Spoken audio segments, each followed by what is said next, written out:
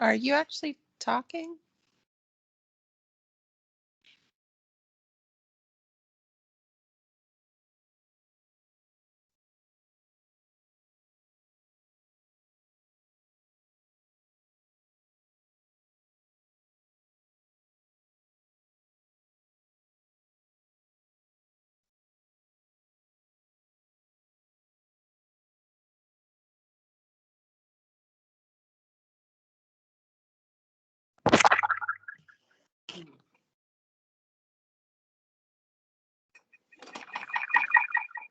Okay, now we're getting feedback.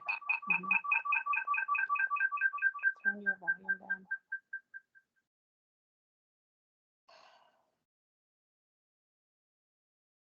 I mute myself.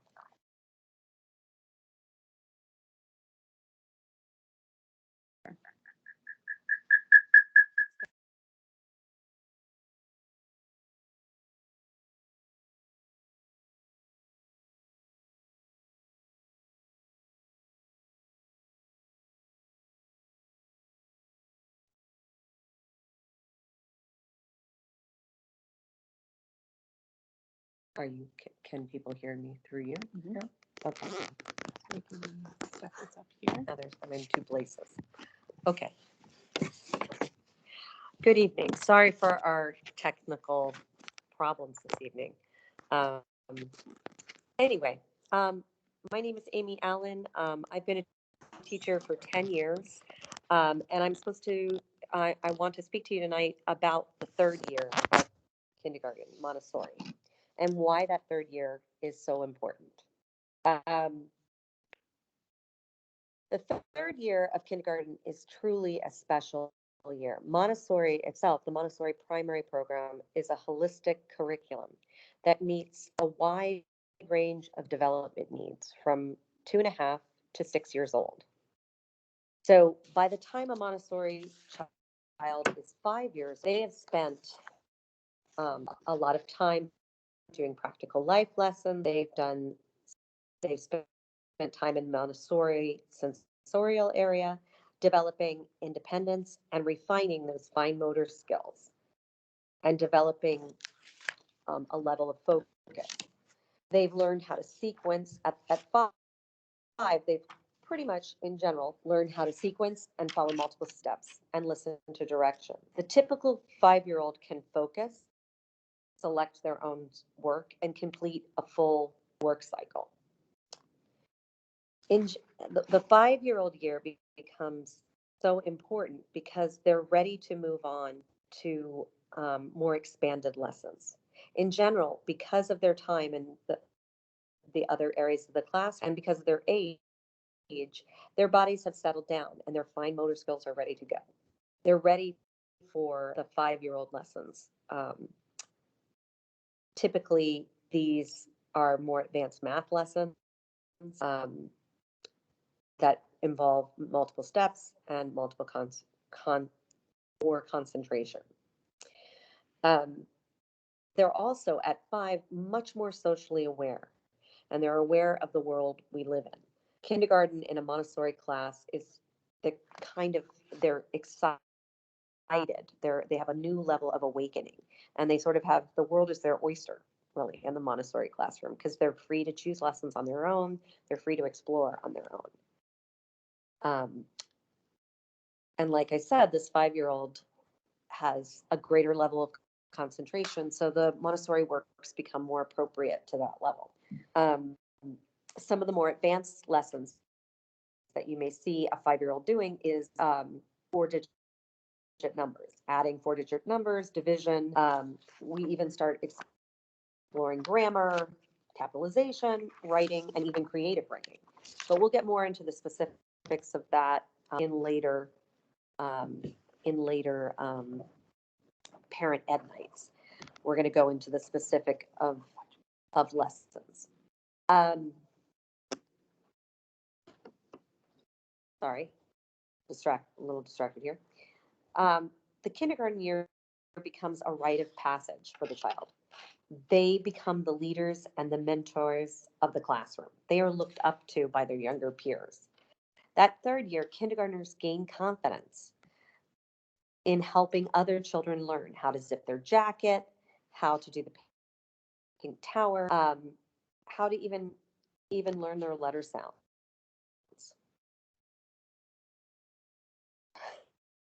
Okay, sorry. I guess people were tired of seeing me double. I guess that was a little too distracting. A little too much of me. Okay, so what I was trying to say is that the older kindergarten child gets to be the leader in the classroom. Um, they start teaching basic lessons, even basic counting lessons. If I or their teacher feels comfortable, we let them do that, and they take this job very seriously and are actually more effective teachers sometimes. The children tend to less listen to their peer, even to a higher level than they'll listen to a teacher. Um, the Montessori kindergarten is the core and the heart of the classroom, honestly. Um, and those younger children that have been there want to be those kindergartners. And it's amazing to me how they'll remember the children in previous years. There's names. They'll still talk about them. Like, I want to be when I'm like Ishan. I'm gonna, that when they're 4-year-olds, you hear them throwing out these names, and they remember the kids that were there. They want to assume those roles in the classroom. Um, I also want to urge you, the kindergarten year, I want to urge you to not discount that social emotional piece. I can see a lot of parents think, oh, that's nice. They're helpers, they're friends. But don't discount that social emotional intelligence and skills like kindness. In a recent study, and this was published a few years ago in the American Journal of Public Health, um, it was all about it studied these 5-year-olds for 20 years, and they took notes from their kindergarten teachers, actually. And it was very interesting to find out the children who basically played nice, the children that could get along with others, actually ended up in this study being the ones that had higher levels of education. They had higher paying jobs. It wasn't necessarily those early readers, it was the ones who exhibited social and emotional intelligence. So I really urge you not to discount that. Um, studies, more studies show that it's social emotional intelligence lead to a pathway of success, and they are just as important as language and math. And what you also need to understand is just because a child is an early reader, it doesn't mean that, so they're reading at 4 or they're reading at 3. It doesn't mean that trajectory of learning continues like all the way through high school. It can, but usually everybody sort of levels out about 3rd grade. You'll find that children that are reading early are not necessarily way above children that read a little bit later. It's just early childhood development tends to be very uneven.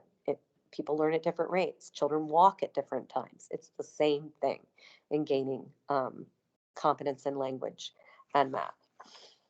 Um, but I also wanted to share with you that 3rd year becomes much more collaborative. And here's an example from my own classroom.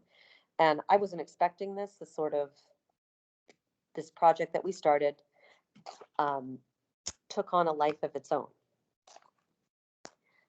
Wow, I just put my, sorry about that. I didn't realize that just erased my face there for a second. Sorry. So we started studying Africa in our classroom, and this was a month-long study of animals. And so I started out with the basic animals. We were studying Africa, and animals is a good way to introduce different countries of the world. So I started out with the regular animals like giraffe, elephant, and they more and more wanted to find out about different animals in Africa. And they even went through this book and started picking out really obscure, like there's the opaki, which is some sort of antelope deer. They wanted to know about this wild dog. They started asking me questions. So I had to do a lot of research. I had to do a lot of catch up, which was fun. And I learned a lot. They also went home and started talking to their parents. And one of the parents grew up in Kenya. Didn't know that. He came in with pictures and we all shared this experience together. The children spent time together flipping through books and asking me questions. They also went home and started researching animal facts. I had a 4-year-old that told me that the hippo's ears spin around to get water out of them. And I'm like, okay, that's specific, that's odd, but that's specific enough that I believe there's got to be some truth on it in it. And I did find, if you can Google this and you can see how the hippo's ears spin around. So he wasn't just making things up. But within this, we started learning about different animal habitats in Africa. We learned about the mountain gorilla lives in the areas of Rwanda, high in the mountains, but then other animals live on the safari, the savannah, excuse me. Um, and then it also came to a time where I had to address that these animals are endangered and their habitats are endangered. And I didn't go heavily into the poaching aspect. One child brought it up, but this made the children incredibly sad. And in that moment, I thought, well, we could, because they were they wanted to do something. They were like, what can we do? What, why? And I'm like, well, maybe we can start a penny drive. So we started collecting pennies. The children got really went into this. They made pictures. This all kind of happened very spontaneously. They made pictures. We advertised our penny drive. We graphed how much money we made. They rolled the pennies. Um, the parents got involved, obviously donating their change. Um, and it really became an amazing project. And it was one that it was chiefly led by the kindergartners. Um, so that was something I just wanted to share from my own experience, how collaborative and how different that it can be more child led. Um, uh, so what happens when these children, when Montessori children get to first grade? That's often a question that we are asked as teachers. I believe, and I've heard this back from other parents that have a second child in the school or I run into, you will find that those children are not only prepared for first grade, they generally tend to be more mature, they are more confident, and have a more defined sense of self. These children, sorry, these children are better equipped to deal with a new school environment, whether that be public or whether that will be private. Okay, and so I'd like to go into the differences between what we offer in a Montessori situation at our school and the difference between public. Our classes are small. We give your child individualized attention. In public school, they have 20 to 30 kindergartners. It can take months to get to know a child, especially if they're shy in a new environment. They have new routines. It can take a long time for a child to open up to a new teacher. Here, we already know your kid, especially if they've been here. We've got some children that have been here since the toddler room. We really know these children. They're supported here. They feel secure about their environment. And this allows that when they have this culmination of awakening to the world around them and they have their bodies settled, this allows them to really jump into this breakthrough year. Our school never stops for year round. Your teacher knows that child's strengths and weaknesses. We already have a rapport. There's and we understand how your child learns best. In a traditional kindergarten, and I've subbed for Fairfax County's kindergarten, and I'm not saying it was terrible, but I am saying that it was a little bit one size fits all. I was there that day. Everybody made the letter P, whether whether um, whether one child's pencil grip was bad or whether, someone could have already been reading. I have kindergartners that are reading on a second and third grade level, but everybody was making the letter P because that's what they were doing that day. Um, and in our school has materials up to a second grade level. So we can meet their needs there, or if they need attention, solidifying their letter sounds, we meet those needs as well. And because of the different age levels, a child who might not be as ahead maybe doesn't feel as behind, or not behind, but maybe doesn't feel that they are behind. because other children are ahead. You don't have that comparison because you have such a dynamic range in the classroom. We follow the child. We meet the individual where they are in academically, socially, emotionally. Our approach is holistic. Um, if we don't have a lesson that we need in that classroom, we either make that lesson or we have the means to purchase it. We go out and facilitate it. If we can think of a way to meet that child's needs, the teacher does her homework and finds a way to help that child. Montessori environments create lifelong learners. They learn not just what to think. They're not they're not just learning by rote, not just regurgitating information. They learn about how to think. They're rewarded for being internally motivated, and they develop their own sense of direction and, most importantly, resilience. And then, just to sum up, if you have any doubts that there's a difference in Montessori, I encourage you to spend the morning in a regular kindergarten situation and then spend a morning observing our kindergarten situation, and you make the choice. And um, I'm opening up the floor to questions, and hopefully, if there's not something I can answer, Ms. Kim can answer it. Let's see. No. Do you want to come over? Any questions? Anybody? Maybe Stephanie's getting the questions. No one? Yes, yes. Oh, okay, that's maybe I need to scroll down. I don't know how many people are here.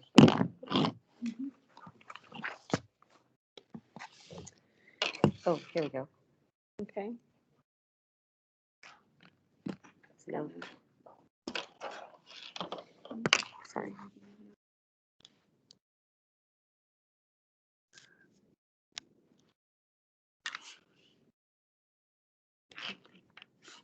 Okay. Okay. Anything at all. It doesn't have to be about the third year, just about Montessori in general. Be happy to answer any questions that you might have. I guess you can answer in the chat.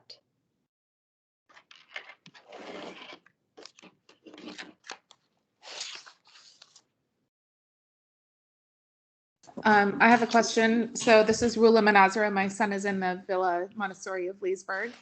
Thank you for giving us an overview of all of that. My son, I probably misunderstood this because I didn't realize it's third year. I was thinking of the 3-year-old age group, which my son will be entering. But he is in the primary classroom at this point, and I know that he's exposed to children at a higher age group. And I think, it goes from 3 to 5. So it would be in that third year age group. Can you maybe shed some light on the positive impact that has in Absolutely. Okay, thanks. Absolutely. Mixed age groups kind of is a little can throw people for a loop at first when they think about it. But honestly, it's such a benefit. In a Montessori classroom that's been up and running, the 3-year-old sees the older children. They sort of get a tour of the classroom of what are the next lessons to look forward to. Do you know what I mean? Like, they'll see a child doing a long bead chain and counting to 1,000. And yeah, the 3-year-old can't count to 1,000, but they can. Sorry, I'm getting reoriented here. But we can show them another math lesson. No, now we're just not getting my head. I think. I'll try. That's okay. Sorry.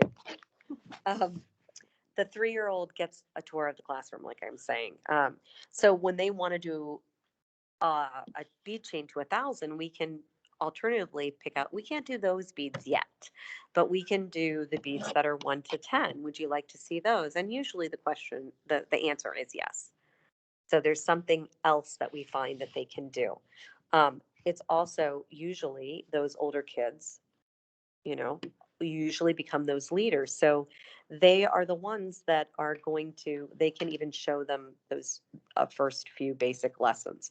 And like I said, these younger children are so excited to be working with an older child that sometimes that older child, depending on the dynamic, is more effective than the teacher. Um, does that help? Those are a few things. They also, um, there's enough materials in the classroom to meet the younger children's needs as well, because it actually starts at a 2.5-year-old level. So there are several different, ways in which that's beneficial. Also, there's basically one of each material in the classroom. So it's not like everybody is supposed to be doing their own lesson, right? And so it's not like everybody's doing the same thing. So we can meet a multitude of needs that way, if that makes sense. Any Does that help or? Yeah, it does. I think in our case, like Uh-huh. remarkably, my son is going to turn 3 next month, but he already practically knows how to count to 1,000. Like he That's can, fantastic.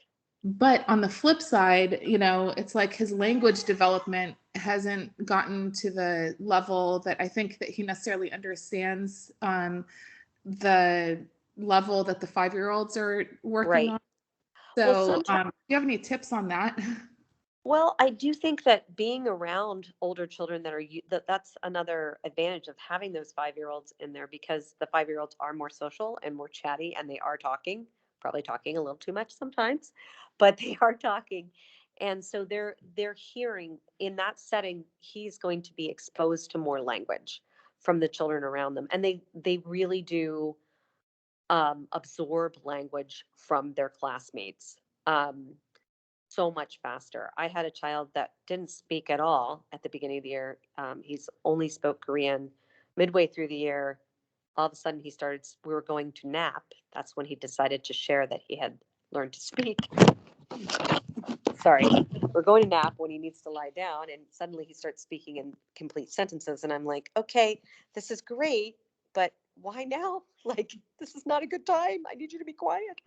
But the other thing I could say I would definitely, as parents and even as teachers, sometimes we start, um, a child points to something and we say, "Oh, do you need water? Do you need milk? Do you need this? Do you need that?" Instead of letting the child ask for something, you know, we start fulfilling because we want to take care of them. That's our role. But by fulfilling that need before they actually ask for it, we are not enforcing their language. So by talking to them more, or if they don't ask, like, "Oh, did you want the banana, or did you want, even if you know what it is, or did you want the milk?" And then modeling this as, "I want the milk. I want the milk. I want the milk." So modeling those sentences is a great way of doing that language. And, you know, not give, and if you need to, don't give them the milk until they say the word, because we are too quick to um, to give them to give them to give them things sometimes the time. Too quick to help, and sometimes are hindering. That's super helpful. Thank you. All right. Okay, Sorry to great. sway the conversation in a No, different no. I direction, mean, but I I'm appreciate glad it. to be able to answer any questions. Thank Seriously, you. it doesn't have to be about the third year because it's all counts. Anybody else? Hi, this is Kristen Barkley, also from Villa Montessori, and actually my daughter is a kindergartner in Ruler's son's primary class. Uh-huh. And I was curious, she's thriving there, and I was curious, could you say a little more about the transition out of the Montessori kindergarten program into a traditional school for first grade? I would say if there's one thing that maybe might be a challenge is that and not a challenge, it might be something just to get used to, and this is really the only comment I hear back from parents, is that they're not used to just being in their desk that much because we let them be self-directed. So suddenly being not as self-directed is an adjustment. But honestly, honestly, I think it's the better. I mean, being self-directed is probably a good thing overall. And so sitting in their seat for a longer period of time, especially if that child is super active, that can be a little bit challenging. Hopefully, if their teacher in kindergarten, in their first grade, sorry, excuse me, in their first grade is good, they'll figure out ways to include movement into the classroom, into their learning. But it depends on the teacher, and that is really usually the only concern that I get. And because I know what is required in first grade, Montessori traditionally does all lowercase letters, but I will, sorry, my hand's in the way. I'm gesturing. I can't talk without my hands. Um, because I, because they are not going on here anyway to a Montessori for first grade situation, we're going to teach them the things that they'll need in first grade. Like we traditionally don't teach the capital letters at first, but I will make sure that they do capital letters before they leave in kindergarten, that's something that's addressed, that they know their letter names, not just their letter sounds, because we start with letter sounds so they can jump into early reading, because Z doesn't help you know how to say Z or how to say, A doesn't help you say ah. You know what I mean? So if they have k, at, they can start sounding out the words. So yeah. Added. Yeah. This is a great question, and we get this a lot in the office on how they transition into a Montessori environment to a traditional school. And not only what Amy has mentioned, but the other component is that since they've been here in a Montessori environment, they learn really how to adapt to the environment that they're going in. So that transition is quite easy for them. They're already used to having more students around them. They're used to having a classroom, having time outside on a playground. So that transition usually is without any kind of, it's very easy for them. The other component that I have gotten in several of our children moving on into the traditional schools is they kind of already know what they're being taught in first grade, because with Montessori, there is no limit of what we can teach them. And with the concepts going up to second grade in our classrooms, we want to keep children learning and have that love for learning. So my best advice is to just make sure that you talk with the teacher and let them know that they're coming from a Montessori environment. It really helps too as well. Mhm.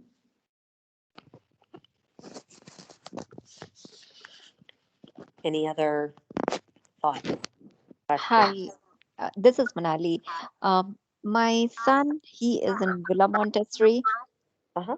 and I have a question. So he is November born, and I wanted to know if he'll be 4 in November, and if he starts his kindergarten next year, will he be going to kindergarten again in the public school, or will he be transitioned to first grade directly? I'm gonna let you. I'm gonna let you. I'm in. Okay, I'm gonna let you talk to Miss Kim. I'm gonna let Miss Kim feel that. Okay, so at our school, we are accredited, and which means that we can extend our cutoff date for kindergarten. Which Montessori are you at? Are you in Polaris, Stone Ridge, Leesburg? Polaris. Polaris. Okay, so we're in Virginia, so there's some slightly different rules and regulations that they have to follow. So my best advice is to definitely talk with Miss Jessica and see how that works for your school there. Okay, thank you. Okay. Yeah. It's a great question, and do follow up with them in the office. Sure. Okay. Thank you. Anybody else?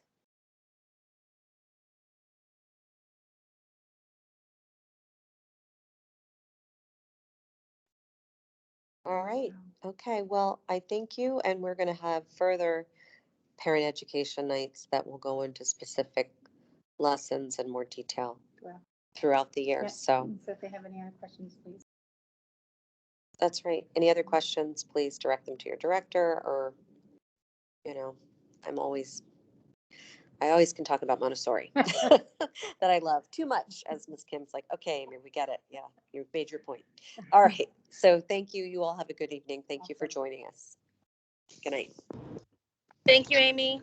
Thanks.